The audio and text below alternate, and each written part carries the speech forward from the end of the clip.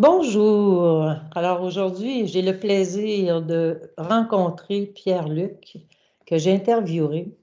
Alors je vais commencer par me présenter pour ceux et celles qui ne me connaissent pas. Je m'appelle Mona Hébert. Je suis enseignante de yoga, de pilates, thérapeutique et aussi un peu de consultation supramentale. Alors aujourd'hui, Pierre-Luc, Bonjour comment... Mona. Bon, Bonjour Mona, nouvellement instructeur de l'école, nouvellement c'est quelques semaines. Et bon, alors je t'ai déjà présenté dans d'autres vidéos. Alors vas-y pour la séance de torture, pardon, la séance d'interview. mais je suis très contente de me joindre à vous d'ailleurs. Alors aujourd'hui, Pierre-Luc, on va essayer de faire une entrevue avec des petites questions, comme on avait convenu. Et j'ai une question qui me taraude l'esprit depuis plusieurs mois. Qu'est-ce que veut dire le mot contenance dans un processus d'initiation solaire? Bon, la première chose qui vient, parce que c'est un mot que Bernard de Montréal utilisait beaucoup, c'est-à-dire on ne peut pas diriger le processus d'initiation, mais il faut contenir toutes les choses. En fait, c'est une alternative à ce que les gens appellent accepter ou accueillir, qui est un peu plus spirituel. Tandis que dans la mentalité supramentale, contenir veut dire tout simplement qu'il arrive n'importe quoi, je ne casserai jamais. Ah, OK. C'est ça contenir, essentiellement. Ça ne veut pas dire de se laisser manger toute la, j'allais dire la merde, là, ou en fait toute la souffrance qui nous est présentée. Ce qu'on peut enlever, on l'enlève. Ce qu'on peut mettre d'ingrédients dans la sauce supramentale qui est en train de mijoter sur le feu, pas qu'elle prenne au fond. Alors, ce qu'on peut enlever ou ajouter, on le fait, mais le fondement de l'affaire, quand on sait que c'est très difficile, l'initiation, celle-là et beaucoup d'autres sortes, ben, on contient, c'est-à-dire je ne casserai jamais, je le répète, je ne casserai jamais, ne pas casser, ça c'est l'essence de la contenance. Et ça, Contenir, ça veut dire que si tu n'es pas capable, par exemple, d'enlever une inondation qui se jette sur ta maison, tu contiens les événements, tu fais ce que tu peux, le restant, tu dis je survis ou ma famille survit, je contiens, c'est-à-dire je tiens le temps ou je tiens le bateau, si on veut, je lâche pas le gouvernail, même s'il y a des vagues, je OK. ne laisse pas tomber. D'accord? Ça, c'est la contenance. Intéressant de ne pas vouloir lâcher le gouvernail, mais là, une question suivante vient à moi, c'est-à-dire, ce serait quoi la différence entre un entêtement versus maintenir un mouvement? Ben, si tu es connecté à l'esprit, on va te dire laisse tomber ou fais telle chose. Autrement, ça devient un peu plus difficile. Quand ça commence, non, j'allais dire quand ça commence à vous demander trop, mais ça, c'est trop subjectif. Donc, vous le testez et quand ça vous dit dans l'esprit et non dans le ventre ou dans le cœur, c'est assez, c'est-à-dire quand ça vous dit c'est assez au niveau de l'esprit, là, vous faites autre chose. Mais en général, vous allez le sentir assez vite si vous êtes connecté ou pas. Parce qu'autrement, là, ça va donner de l'entêtement avec un risque de bris, pas le fromage, là, un risque de bris de votre énergie. D'accord? J'ai passé proche de te faire rire, mais il faut que tu contiennes Il l'humour. Il faut que tu contiennes les vagues d'humour faut aussi. que tu retiennes, Pierre-Luc. Oui, c'est mieux. Je ne sais pas si ça répond à ta question sur sur la contenance.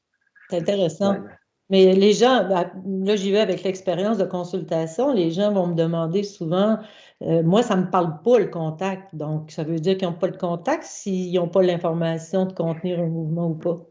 ça dépend comment on se représente le contact. Tu peux arriver avec un niveau de contact qui te permet de parler avec le contact ou le contact te parle, pas nécessairement Informe, en fait, en hein. parole, j'allais dire sensorielle, mais tu reçois un message ou une direction qui arrive dans ton canal, d'accord? Bon, tout le monde a un canal au moins en potentiel et généralement, il y a un petit morceau du canal qui vient par c'est pas bon ça, fais pas ça, d'accord? Ça peut être juste ça au départ.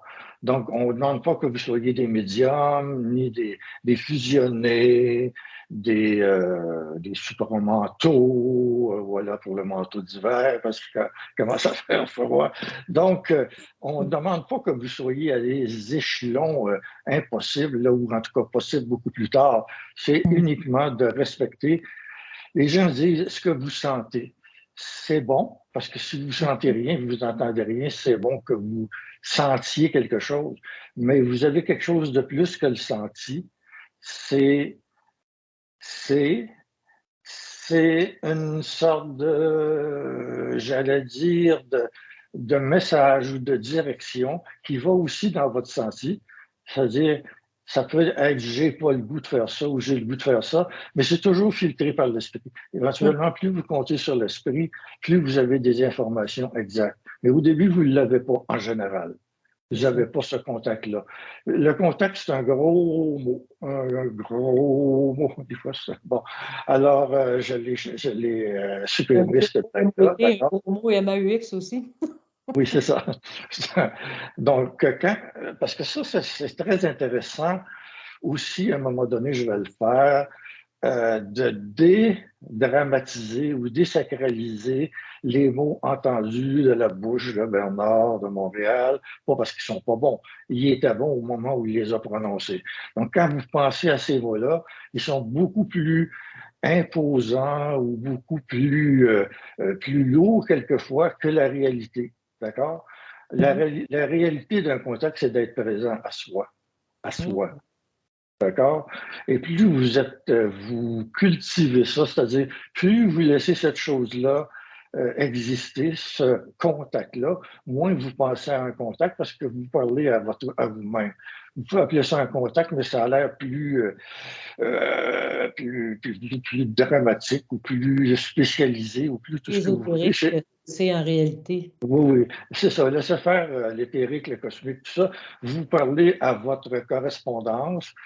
D'autres vont dire votre soi, votre moi supérieur, votre soi ou votre coton, je ne sais pas. Appelez ça comme vous voulez, mais appelez pas ça trop. N'appelez pas ça trop. C'est juste naturel. Quand vous avez envie de pisser, excusez, d'uriner, est-ce que vous appelez ça votre contact ou est-ce que vous appelez ça votre céleste fontaine? Je ne sais pas, des mots là, qui peuvent devenir comique parce que je les prononce comme ça, mais vous pourriez sacraliser n'importe quoi. Vous avez juste envie de pisser, d'accord? Alors, quand vous voulez parler ou vous êtes réceptif à ce qui peut arriver dans votre mental, et à ce moment-là, c'est la même chose que, par exemple, d'aller uriner. De toute façon, votre contact va vous faire chier assez souvent aussi. Non, mais ça, c'est naturel. C'est naturel. C'est la même personne. Le contact qui fait chier, mais j'ai une autre petite question. Parce que ça reste un petit peu dans ce qu'on parle. Je perçois que c'est très important d'aller au bout d'un contrat dans nos vies. Tiens, on va y aller autrement que contenance, là. D'un contrat, mettons, d'un contrat, quel qu'il soit le contrat, ça peut être un couple, ça peut être un travail, ça peut être une construction d'une maison. L'importance d'aller au bout d'un contrat, j'entends ça comme bien important.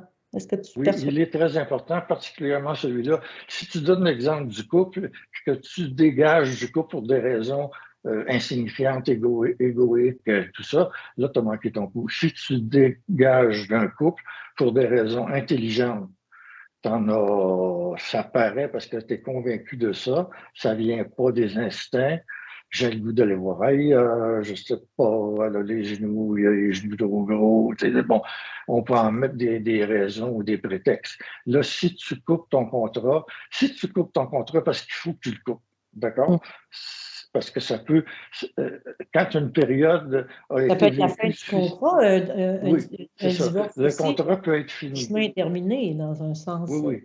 Vous êtes mieux de le parler souvent, parce que si vous êtes dans une situation comme celle-là, vous êtes mieux de le parler avec des personnes très aiguisées mentalement pour voir si vous êtes en train de vous créer un piège en restant ou en partant. Intéressant, ça. D'accord?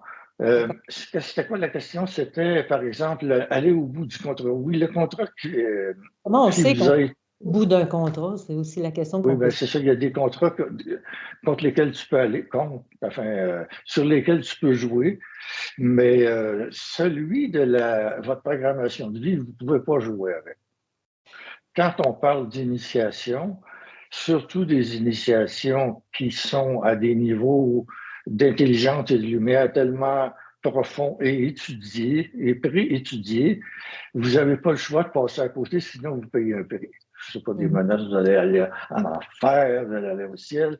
Il y a quelque chose énergétiquement qui va vous grandir ou vous, pas détruire, mais vous retarder, vous abîmer, si on veut, quelque part, et vous obliger à refaire d'autres études avant de passer votre baccalauréat, votre doctorat en lumière. Alors, c'est important de le faire et de ne pas se laisser tenter par le piège d'abandonner. Ça, c'est très facile pour beaucoup de gens. Je peux me nommer là-dedans. J'ai lutté contre ça beaucoup dans ma vie parce que je ne voyais pas pourquoi je me donnerais un contrat qui ne me tentait pas. Je ne savais même pas c'était quoi le contrat, mais je voyais que j'étais poussé dans des choses que je n'aimais pas ou que j'avais peur de faire. À ce moment-là, abandonner, c'est très facile, surtout quand on a un peu on a divers intérêts en tête, tu sais, comme les gens très, bon, je vais dire ça sans orgueil pour moi, les gens très intelligents ont tendance à avoir beaucoup de pots, de mets au feu. Tu sais. Quand il y en a un qui ne marche pas assez, on s'en va vers un autre et tout le monde. Alors, c'est ça qu'il faut éviter avec le plan de vie, la programmation de vie. Celui-là, c'est le plus important des contrats. Ce que j'entends aussi, c'est là, on va dans la programmation, on convient qu'on est programmé quand on vient ici, on a un programme à exécuter. Peut-on modifier ce programme-là? C'est ça que tu dis, c'est non. Il faut le brûler? Ça dépend. Ça dépend. Il y a des gens qui ont des programmations, je veux dire, primitives, ça fait un peu péjoratif, qui ont des programmations pas obligatoires. Programmation pas obligatoire. Oui, c'est-à-dire que quand, par exemple, tu viens sur Terre et que tu as vécu assez de vie, on t'a poussé dans une direction pour que tu accouches là-dedans. Ce type de contrat-là, il ne peut pas être changé. La forme peut jouer, et même la forme souvent est programmée. Je vais apprendre encore le mien, parce que je le connais plus, à force de l'explorer. Moi, je voulais pas aller en psychologie. De toute façon, j'ai été 55 ans psychologue. Au moment où j'ai commencé des études en psychologie, il y avait, je pense, c'était au Québec, évidemment, il y avait 3 psychologues, je pense, en tout. Puis je savais ce que le mot voulait dire, mais en quoi ça consistait, à part des séances du docteur Freud, il n'y avait pas grand-chose d'établi. Puis moi, je m'en allais en médecine ou en enseignement. Donc, j'ai été détourné de ça jusqu'à temps que j'accepte d'y aller. Puis j'ai vécu quelques sursauts de vouloir lâcher tout ça parce que c'était, de mon point de vue, c'était ce que je voyais, c'était de la merde. Mais je ne savais pas pourquoi c'était de la merde. Je sais maintenant que je voyais plus loin que ce que la psychologie voyait à ce moment-là, mais ça n'existait pas sur Terre. Bon, je donne un exemple. Mais j'ai été toujours ramené là. À un moment donné, après avoir commencé en psychologie, je me raconte un peu, là, puis je me permets. À un moment donné, après avoir commencé en psychologie, je suis allé faire des démarches pour rentrer en médecine. Je me suis dit, c'est en médecine, j'ai les notes qu'il faut, j'ai tatati et tatata. Ça fait que je rencontre la dame, la docteure Untel à l'université. Puis j'ai dit, je vais aller en médecine. J'ai commencé en psychologie, j'aime pas ça. Elle me dit, vous êtes sérieux? Je dis, très sérieux. Elle me dit, c'est quoi qui fait votre père? OK. Là, je dis, mon père, il est contremaître dans une manufacture. Elle dit, je ne pourrais pas faire quelque chose pour vous. On peut voir que, indépendamment de ce que la dame, la doctoresse a dit, elle doit être morte dans l'hôpital qu'elle fasse son chemin avec son snobisme. Enfin, donc, j'ai pas pu rentrer, puis là, ça m'a dit, il faut que tu passes à travers la psychologie. Ben, j'étais reluctant en français, c'est quoi? J'étais très réticent durant les études de psychologie. Ça m'a pris du temps avant, des années après, à commencer à apprivoiser. Accueillir cet événement. Accueilli, oui. C'est ça. Aujourd'hui, Euh, est-ce que tu peux, je sais pas, là, je transite d'un autre sujet parce qu'on parle de psychologie, c'est intéressant parce que présentement, la différence qu'il y aurait entre la psychologie traditionnelle, puis il y avait la psychologie évolutionnaire qui était un terme qui a été utilisé aussi par Bernard et Daniel Ménard. As-tu quelque chose que tu peux parler là-dessus? Parce que c'est comme si... la psychologie actuelle, grosso modo, fondamentalement, elle s'occupe des émotions. Et elle s'occupe depuis quelques années aussi de la pensée. Mais on n'est pas rendu, ou très très peu, au fait que la pensée vienne d'ailleurs, que ce ne soit pas l'humain qui soit entièrement responsable de ce qui lui passe dans la tête, mais ça commence à toucher un peu. Et il y a des psychologues qui, sous des masques quelconques, vont... Il y a un psychologue, je ne me souviens pas de son nom, il y en a un qui travaille avec un avatar. Au lieu d'appeler ça entité, il travaille avec un avatar qui est, je pense, le peu j'en ai vu, qui peut s'exprimer. Donc, l'avatar te parle. Oh. Donc, c'est une approche intéressante parce que le mot est relativement nouveau. Là. On a le film et tout ça, puis on avait la signification bouddhique ou hindouiste. Bon, en tout cas, l'avatar. Donc, c'est intéressant. C'est une démarche qui commence à faire penser, à faire semer l'idée que la pensée vient d'ailleurs. C'est pas comment encore ça. Donc, même qu'on travaille sur la pensée, c'est pas tout le monde qui travaille là-dessus encore. Il y avait la thérapie émotivo-rationnelle avec Lucien Auger, que j'ai étudié aussi beaucoup. Et c'était déjà, ouais, émotivo-rationnel, hein, le rationnel, hein. Bon, d'accord, mais ça porte fruit, cette affaire-là. Et c'est sûr qu'il faut travailler sur les émotions. C'est-à-dire, il faut que les émotions soient ajustées, mais pas nécessairement toujours en travaillant sur les émotions elles-mêmes. On sait que la pensée ou les mémoires qui sont de la pensée d'une certaine façon amènent l'émotion. Donc là, si on s'aperçoit qu'on doit travailler sur les pensées, c'est déjà beaucoup. Si on s'aperçoit que les pensées ne viennent pas nécessairement de nous, ah ben là, wow, wow. Puis après ça, si on monte un autre étage et un autre étage, bon. Alors, ce qui est intéressant dans la psychologie, c'est qu'au moins, on a des succès. On peut aider une personne à rééquilibrer sa vie terrestre sans faire référence à du cosmos ou à des galaxies ou à je sais pas quoi. Mais il y a mieux à faire, c'est ce que j'aime faire Donc, maintenant. es-tu d'accord de dire que c'est une expression que j'utilise des fois, on ne parle pas chinois à un japonais. Autrement dit, on a 4 corps. Le corps physique, bon, on sait comment prendre soin de plus en plus. Là. Il y a la médecine traditionnelle, puis il y a des médecines holistiques. Il y a le corps vital, bon, se vitaliser, on ne va pas aller voir un médecin pour se vitaliser. Le corps émotionnel, on pourrait aller voir un psychologue si on est en déséquilibre émotionnellement. Puis Oui. plus tard, psychiquement, on tombe dans un autre niveau de travail du corps plus subtil, je dirais, là. Es-tu à Oui. l'aise avec cette définition-là? Parce que des fois, je trouve qu'il y a des gens qui, même s'ils sont en processus de conscience, il y aurait un intérêt à aller voir un psychologue parce qu'il y a trop de mémoire accumulée, de souffrance dans le corps qui fait que ça empêche l'esprit de fonctionner correctement. Exactement, Les exactement. gens ont C'est tendance à ça. ne pas vouloir aller vers un psychologue, surtout dans le développement de conscience. Les gens ont comme tendance à oh, la psychologie, c'est de la merde. Moi, je ne suis pas d'accord avec ça, c'est pour ça que Ben, j'en c'est parle. de la merde quand on a peur, c'est comme n'importe quoi d'autre. Là. Quand on a peur et on ne veut pas y aller, tu ne veux pas aller faire du plongeon, c'est parce que c'est de la merde. Là. Tu ne veux pas aller faire de.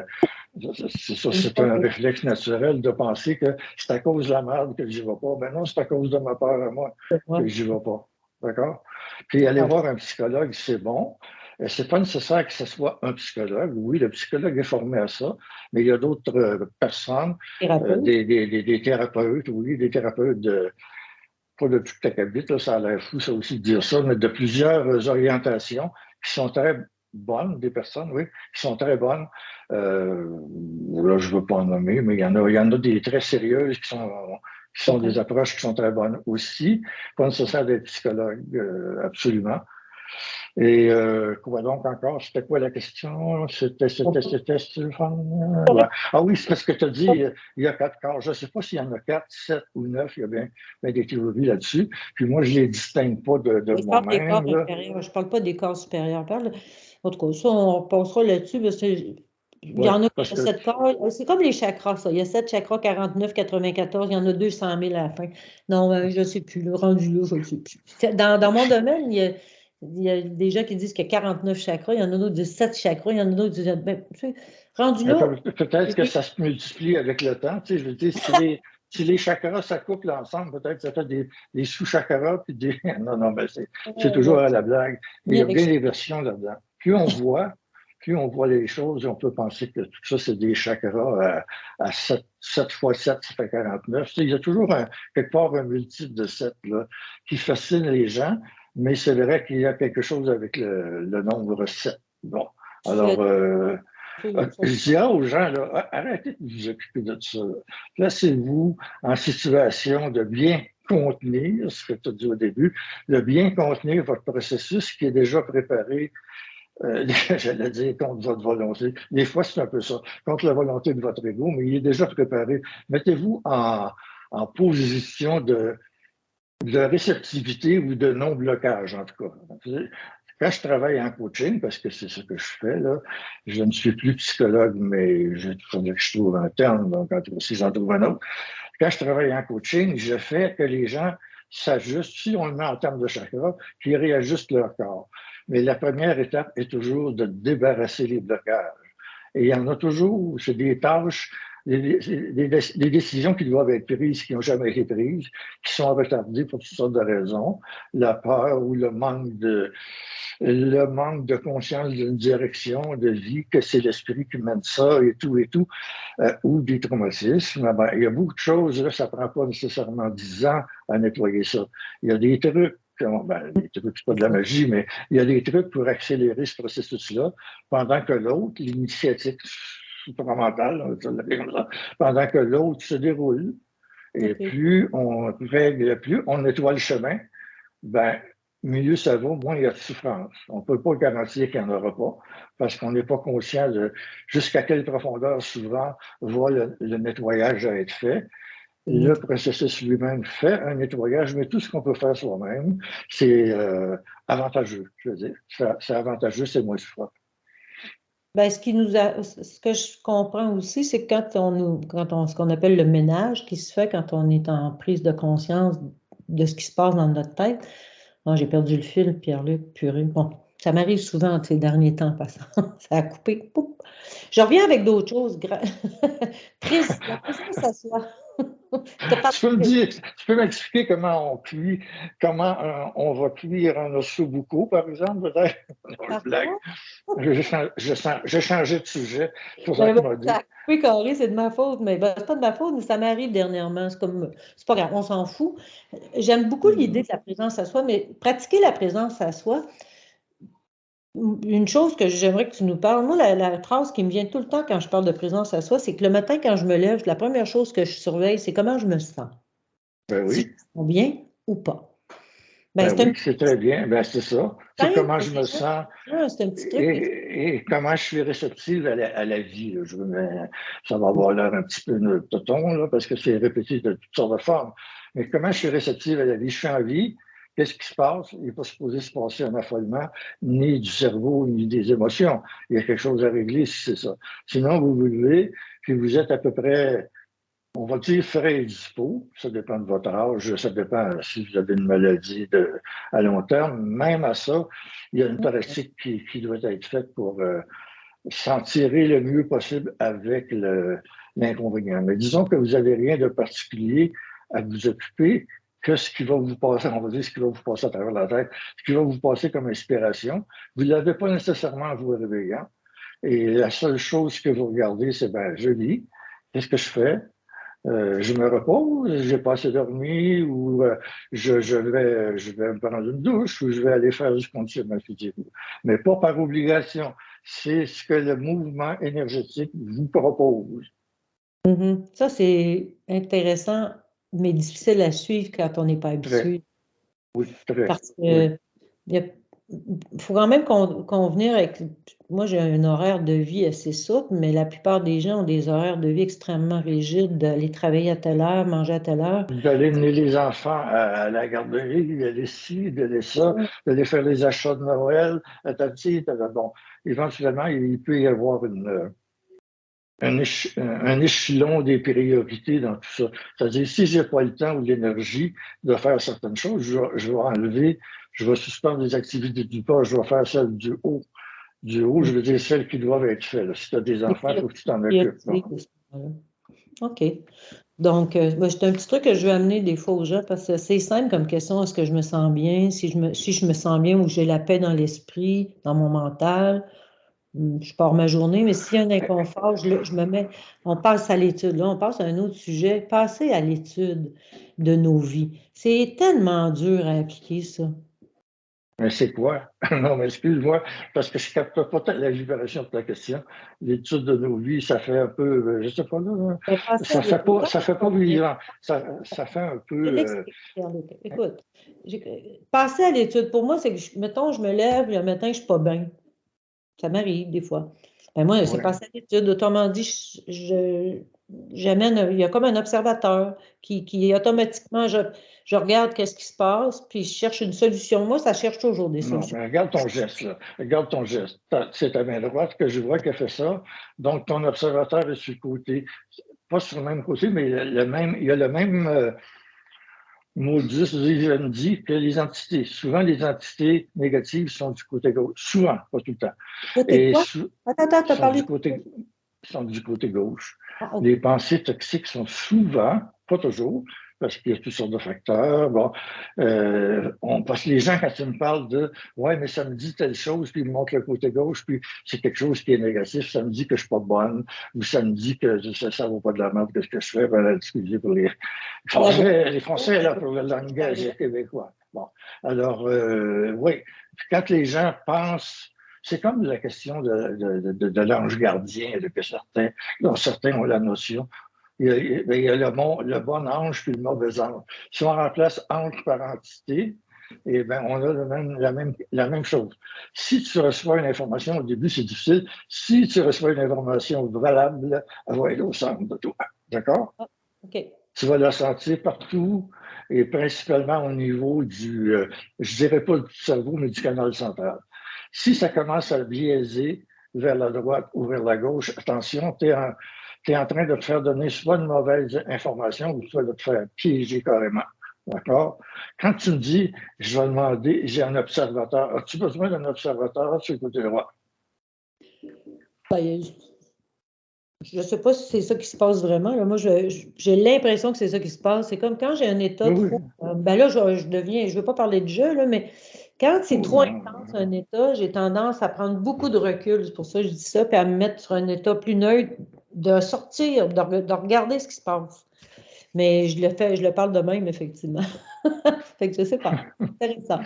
Bon, non, mais c'est parce que comme on en parle, je me suis concret, j'ai parlé de mon jeu tout à l'heure, mais on ne fait pas que parler de nous, mais ça donne un bon exemple parce que ça fait longtemps que toi ou moi ou d'autres s'étudient ou étudient, d'accord. Il ne faut pas pousser trop loin l'étude. C'est-à-dire, C'est ça. plus C'est ça, on je veux dire. cherche, plus on crée des entrées pour la mauvaise information. Moins on cherche, plus l'information réelle descend d'elle-même. Excellent, ça. Ça, j'aime ça. Mhm. C'est vrai, on a Même si tu tendance. n'avais pas aimé ça, ça aurait été ça pareil. Blague. Même quand j'aime pas ça, c'est sûr. Mais j'aime ça parce que c'est clair comme c'est très, très clair. OK, mais donc on se crée beaucoup trop on se questionne trop. Finalement, l'étude, ça peut activer le rationnel, le mental, Oui, l'intellectuel. oui, exactement. Ça nous prend des causes. C'est pas nécessairement les bonnes causes, mais ça nous en prend. Ça nous rassure peut-être temporairement, mais ça équivaut à une, comment on dirait ça, à une sorte d'épuisement du mental. Parce qu'on cherche, on cherche, on cherche tout le temps et on trouve rarement. Déjà, si au lieu de se poser des questions à l'intérieur, se poser des questions à soi, on pose des questions à autrui, qui est une personne capable de faire du talking Ah, partnership. Ça veut dire quoi en français? Ça veut dire qui est capable de nous accueillir sans juger, mais en percevant des choses qu'on n'est pas capable de voir, parce que cette personne-là est à l'extérieur. Éventuellement, c'est ton contact, on l'a appelé tout à l'heure en disant, n'utilisez pas trop le mot contact, mais c'est pas que vous focalisiez sur les notions. Vous vivez la vibration de ce contact-là éventuellement. Puis c'est tellement, il y a une sorte de, partnership, j'allais dire d'amitié, mais non, le mot n'est pas exact parce que des amis comme ça, des fois, on n'en veut pas.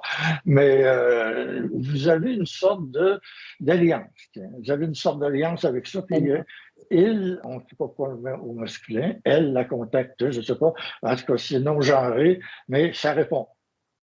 Je mets le mot contact, moi, personnellement, Pierre-Luc, parce que j'évite les mots trop chargés comme mon guide, mon ange. Oui, ben oui. C'est dans ce sens-là que j'utilise le mot contact, qui est un peu plus neutre que... Oui. J'ai fait exprès tout à l'heure pour attaquer, comment on dirait ça, de blasphémer contre des termes qui sont beaucoup utilisés par les gens, surtout ceux qui ont suivi le supramental. Le supramental, je parle au terrain presque philosophique qui se nourrit de la terminologie de ça. Vous n'avez pas la bonne direction avec ça. Quand je travaille avec des gens qui sont trop submergés ou englués dans la terminologie supramentale, donc dans les concepts, ben, je les fais un peu, je les secoue un petit peu là, pour qu'ils sortent un peu de l'argile qui est en train de sécher autour d'eux. D'accord? Oui, mais c'est ça, il faut être plus agile qu'argile, disons. Alors, je les secoue un peu, puis qu'est-ce que c'est? Tu me dis quelque chose que je capte rien. Là. Tu me dis des mots, je les entends, mais je capte rien. C'est quoi tu veux? Hein? Ben non, mais tu sais, le dos, on sait, tout le monde sait c'est quoi. Non, je sais pas. Moi, je dois avoir un double quelque part. Je n'ai pas encore touché. Non, mais tu comprends. On n'est pas dans une terminologie, là. On est dans un processus qui n'est pas dirigé par nous. Donc, il faut quelque part être juste équipé pour prendre le train ou le bateau ou le vaisseau. De toute façon, quand même, avec le vaisseau, on va se planter, là, parce que on fait du rêve, on fait du sacré, on fait de l'évangile ou de quoi avec des concepts. C'est pas ça. Il faut que toi, ta machine, elle vibre à un autre niveau, puis au départ, en tout cas, du moins au départ de ta vie, elle vivra passer, on t'a mis dans un plan pour qu'elle vibre plus fort sans te faire péter toi. Construis-toi pas un barrage ou comment est-ce qu'on appellerait ça, une façade ou un film qui va se mettre entre ta procédure, c'est-à-dire ton initiation, et toi, en ayant une croyance. Ta croyance, elle va peut-être t'aider au début, elle va te sortir d'un trouble possiblement dépressif ou l'envie de mourir ou whatever au début, mais après ça, elle va te nuire. Il y a des gens qui la gardent, même quand ils sont en contact avec plus, parce qu'ils ne se pensent pas qu'ils ne veulent pas risquer de revenir à un état de turbulence où ils étaient avant. Ça, je vois ça souvent. Ceux qui sont sur la frontière de faire le pas, de monter le barreau de l'échelle vers le supramental. Mais s'ils sont programmés pour y aller, ils vont y aller. Donc, j'essaie de travailler avec eux autres pour qu'ils arrêtent de lutter contre la vraie affaire. La vraie affaire, c'est ce qui n'est pas programmé par toi. OK. Il faut que tu sois connaissance. On te contacte d'une certaine façon par un livre que tu as lu ou quelqu'un qui te dit va écouter la conférence de Daniel Kemp ou Bernard de Montréal ou d'autres, parce qu'il commence à en avoir quelques-uns. Puis, juste pour voir comme ça, comme on m'a fait, moi, on m'a donné dans ce temps-là, c'était des cassettes. Comment tu dis? Je dis comme par hasard, on arrive à une conférence de Bernard. Ben oui, une amie de ma femme, dans ce temps-là, elle m'apporte une cassette, elle dit, tiens, Pierre-Luc, elle dit, tiens, Pierre-Luc, tu vas aimer ça. Fait que moi, dans ce temps-là, j'ai toujours aimé fouiner un peu partout. Donc, j'avais, moi, il s'appelait Krishnamurti, Aurobindo, Ivanov, c'était tout mêlé. C'était mêlé, mais intéressant. L'homme Sangarampa, puis mettez-en, là, bon, en tout cas, quel que soit. Et puis, quand j'ai commencé à écouter la cassette, ça faisait 30 secondes, ça a fait Christ, c'est ça. J'ai arrêté tout le reste. Ça éveillait, je me dis, une programmation qui était déjà dans moi. Mais après ça, j'ai commencé à voir du tout. Parce que la vie a changé et est devenue vachement plus difficile. Bon, je vous dis ça parce qu'il ne faut pas reculer devant le difficile, mais il ne faut pas non plus construire des croyances qui ne s'ajustent pas à nous ou celles qui s'ajustent temporairement pour nous faire aller un peu plus haut, c'est bon, mais celles qui vont devenir une fixité, une sclérose de la croyance, ben celles-là sont aussi, vous empêchent d'aller à votre niveau réel. Aujourd'hui, tu parles de ne pas comment démissionner devant la difficulté. Si je regarde comment nos jeunes sont éduqués aujourd'hui, il n'y aura pas beaucoup d'initiés bientôt. Ça n'a pas le corps fort, ben. Ben, ceux qu'on voit le plus, c'est les plus quoi? Je vais faire attention à ce que je dis. Ceux peut-être qui comprennent le moins et qui ont besoin de gesticuler, si on veut, de gesticuler leur vie.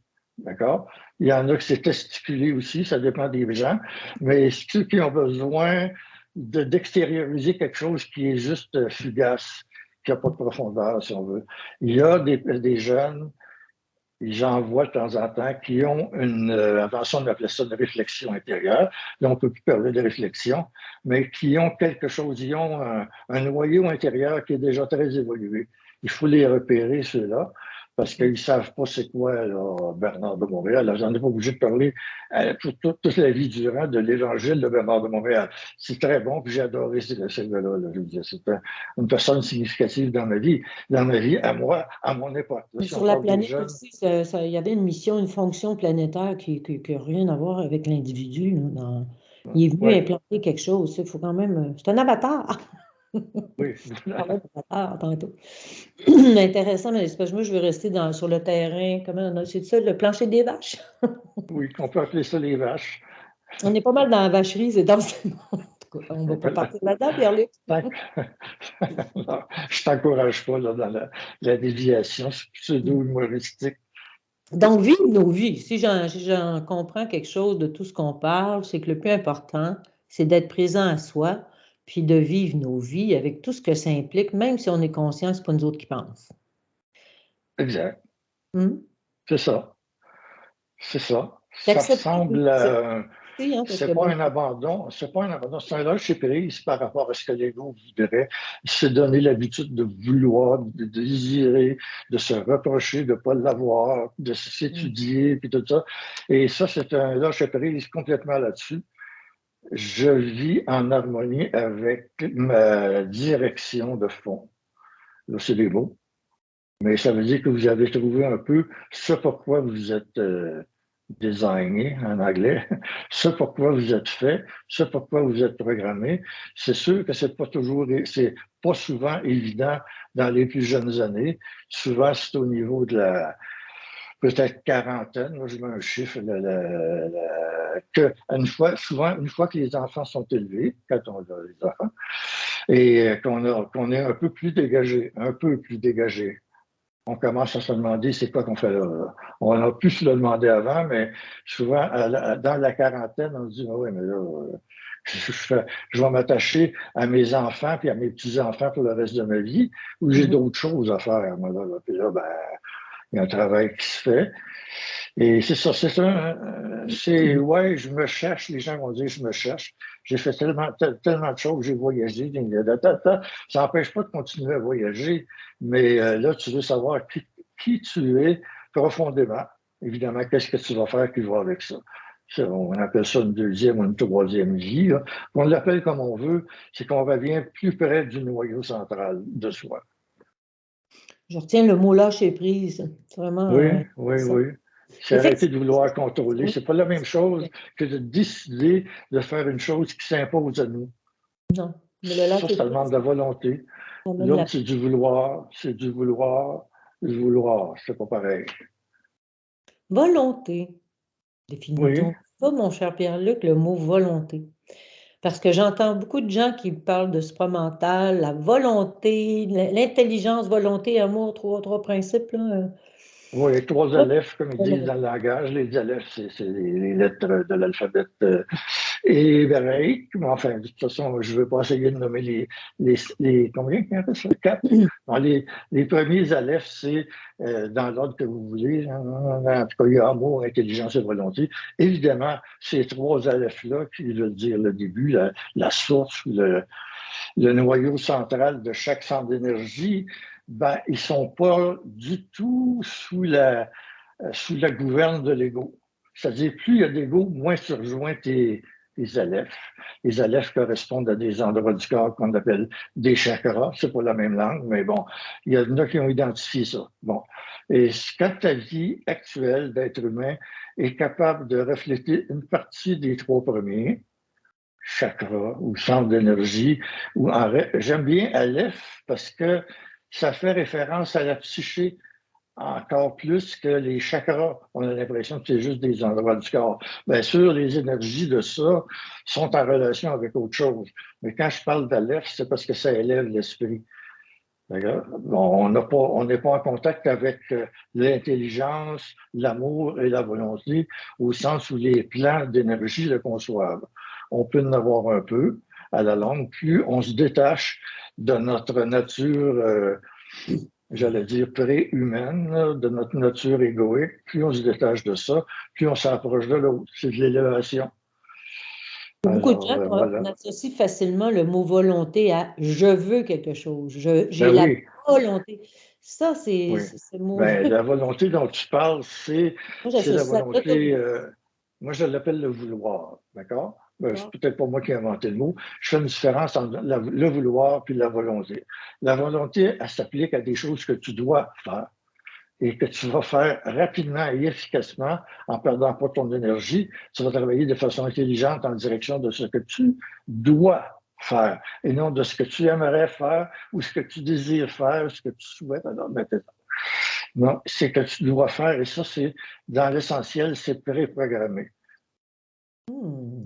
Est-ce que de la volonté demande de l'autorité? La volonté construit ton autorité.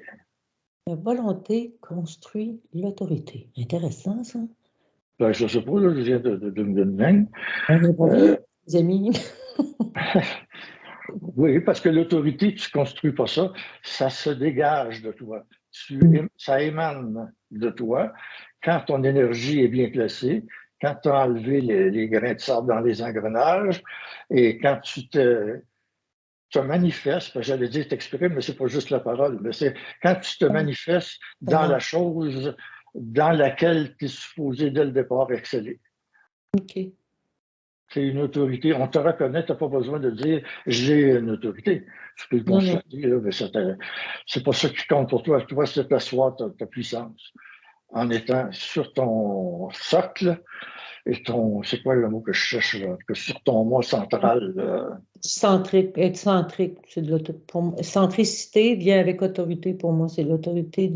Une fois que tu es centré, ce qui dégage la personne, la Oui. confiance en soi, il y en a qui appellent ça de même, l'espèce de Ouais, certitude. sur le plan psychologique, on parle de confiance parce que le sentiment de l'autorité, il vient du cœur. Donc, c'est les lois du cœur, c'est les lois de l'amour terrestre. C'est bon, mais tu ne peux pas rester là parce qu'il y a d'autres choses après.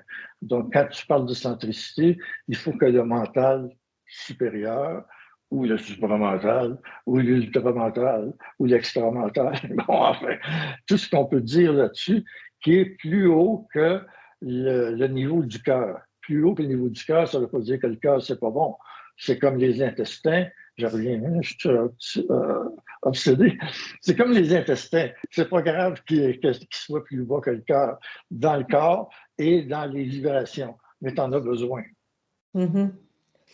Ouais, en tout cas, là, rendu là, l'énergie du cœur, on pourrait parler du plan bouddhique, mais on ne va pas partir là-dedans, là. Oui, ben, le plan bouddhique, il se définirait, oui, probablement autrement. Il serait probablement dans le summum, dans les summums de la spiritualité, qui encore là n'est pas mauvaise. Ce que monsieur de Montréal est venu dire, ben, il l'a peut-être pas dit aussi clairement. Il est venu dire, lâchez toutes ces affaires-là. Et lâchez toutes ces affaires-là, il y a d'autres choses après. Puis si vous restez collé, que ce soit bouddhique ou que ce soit hindouique ou que ce soit tous les que vous pouvez avoir, ben, c'est terminé pour vous autres. Il y en a qui vont continuer, mais vous autres, ceux qui reçoivent vos messages, vous allez aller plus haut. Mhm. Compliquez-vous pas la vie avec ça. Il disait continuez à manger votre steak. Il n'était pas végétarien, j'imagine. Mais il disait continuez à manger votre steak à la fin des conférences. Il disait souvent ça. Ça veut dire occupez-vous pas de ce qui arrive. Identifiez ce que vous avez à faire. Restez centrique. puis organisez-vous pour avoir un équilibre de vie mentale, hygiénique, alimentaire, etc., etc. Un équilibre dans... Gardez-vous en santé pour vibrer à ce que vous avez à vibrer. Ne vous gaspillez pas, nourrissez-vous, nourriture et énergie mentale, nourrissez-vous adéquatement. Je le transforme un peu, là, mais c'est ça que le message. Es-tu fatigué ou ça va? Ben, ça va, moi, c'est toi qui mène, tu arrêtes quand tu veux. Disons que d'ici 2 ou 3 heures, probablement, je vais être fatigué, là, mais si tu trouves qu'on a assez dit pour aujourd'hui, on peut se reprendre. Oui, Ben, il y a oui, il y a une le mot équilibre que j'aimerais qu'on... Je trouve que l'équilibre dans nos vies, trouver l'équilibre, c'est ça que tu viens de résumer. Je trouvais que ça résumait bien ce qu'on dit, parce que sinon, on pourrait creuser puis parler pendant 2, 3 heures, tout ça. Mais le mot équilibre, là, c'est vraiment quelque chose que je trouve facile à suivre dans la vie. Quand on le sait, quand on est en déséquilibre, si on boit trop, on le sait qu'on est trop sous, tu sais. Oui, si on ne boit pas assez, on sait qu'on est trop sec. Ça aussi, on le sait. Donc, Mais c'est non, plus mais facile à travailler l'équilibre pour moi, d'équilibrer le corps émotionnel, équilibrer nos vies dans la oui, matière. il y a des mots qui vont te parler plus. L'important, c'est que le résultat soit là. Dès que tu commences à être en déficit ou en excès, tu le vois tout de suite parce que tu es présente à toi-même. Donc, je pense que là, j'ai trop mangé de gras, pas tant que ça, mais juste assez pour avoir mal au foie. C'est bon. On le sait plus en vieillissant parce que les effets sont tout de suite, tandis que quand on est plus jeune, on s'en tire assez bien parce que le corps fait le travail. Mais ça peut aller qu'on fasse des excès quand même, rendu là. Mais quand on vieillit, on s'en aperçoit un peu plus. Bon, l'important, c'est d'identifier, ça, c'est pas bon pour moi. Ça l'a déjà été, ou du moins, j'ai déjà aimé ça. J'ai déjà aimé peut-être sortir dans les bars. Aujourd'hui, si je fais ça, je me tue énergétiquement. Et c'est pas, c'est dommage, c'est terminé. Comme moi, j'aimais bien danser, aller danser dans les bars, je suis plus capable, ça me tue énergétiquement, mais ça a été un sport que j'ai pratiqué longtemps. que je dis. Oui, ben tu dansais pas juste dans les bars, tu étais danseuse sur les Dans les bars. bars, pas plus ça passait, là, le sport de danser, j'aimais beaucoup danser, même si je m'entraînais en danse pendant des années. Après, j'ai continué à danser des années de temps, mais aujourd'hui, c'est autre chose. Personnellement, Bon. j'ai d'autres questions. Toi, as-tu quelque chose que tu aimerais aborder? Ben non, je trouve ça très intéressant de la façon dont tu suis l'énergie de ce qu'on appelle l'interview, mais en fait, c'est un épisode de parole. Si on veut prendre ça comme une maladie, on fait un épisode de parole. C'est-à-dire, tu écoutes bien, tu me mets en valeur le temps de l'interview, ça peut être l'inverse, mais tu me mets en valeur parce que tu as très bien écouté, puis ton esprit suit ce que je dis et tu le renforces et ça fait que c'est très bon, ça fait que c'est très agréable et efficace. Voilà, c'est ça que Faut quand même c'est. informer nos Ouais, auditeurs que c'est la première fois que je fais ça. Je voulais ouais. j'ai demandé à Pierre-Luc, j'explique aux gens, à Pierre-Luc que je passe comme intervieweur d'essayer. Et j'ai apprécié moi aussi le faire avec toi. En tout cas, c'est assez facile. Mais comme c'est la première fois, je suis un Bon, petit ben peu... là, elle est faite. La prochaine fois, ça va être la deuxième. Et tu vas peut-être pogner, comme on dit, pogner une dépendance. Peut-être, mais ça Tu vas peut-être aimer ça. Ou quand ça s'inverse aussi, là, quand c'est toi qui parles et que l'autre te met en valeur, si on veut, ben, les deux, c'est très agréable. en tout cas, je te Alors, remercie. ben, merci 1000 fois ou cinq Merci à mille, ça toi. dépend, de t'être prêté à ce jeu et J'ai une question, Pierre-Luc, à faire à tes auditeurs. d'y avoir survécu. Je blague, je J'ai dis. j'ai une petite question encore. Ah oui, ils viennent. Petite Bon, d'accord. proposition, Pierre-Luc, pour tes auditeurs, je ne sais pas si tu serais d'accord.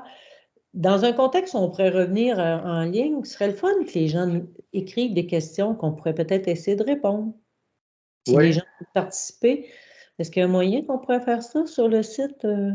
ben oui, en dessous de la vidéo qu'on fait là, s'il y a des gens qui veulent le faire, j'ai déjà une série de questions dans la série qui s'appelle Le supramental en pièces détachées. Il y a eu juste une publication à date. C'est des questions que des gens ont déjà posées, en gros.